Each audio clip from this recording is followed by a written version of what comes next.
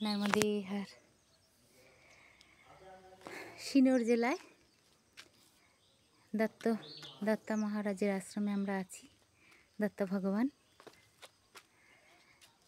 এখান থেকে মাকে এত সুন্দর দেখা যাচ্ছে। কালকে স্নান করেছি।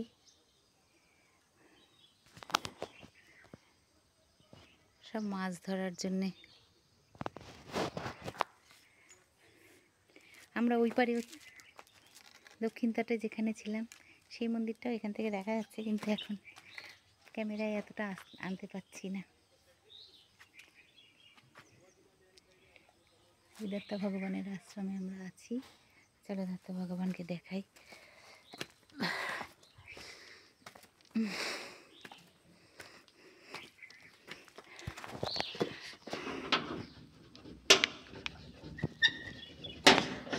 বাবা,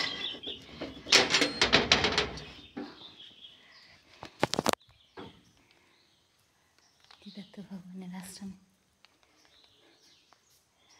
রাম মন্দির যাবে প্রতিষ্ঠা হয়েছিল, তবে এখানে এই আশ্রমটারও প্রতিষ্ঠা হয়েছিল। আর এই শালিগ্রাম শিলায় দত্ত ভগবানের প্রতিষ্ঠা হয়েছিল এখানে।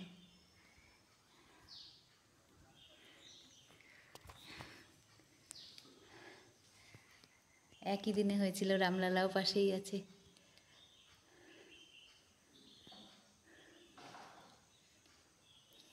শালিগ্রাম শিলায় দত্ত মহারাজ। আর এক জায়গায় আমরা পেয়েছিলাম দত্ত ভগবানকে। সব জায়গায় সাদা পাওয়া যায়, সাদা পাথরে। শালিগ্রাম শিলায় পেয়েছিলাম। সেই মূর্তি 1200 সাল পুরনো, খুব সুন্দর।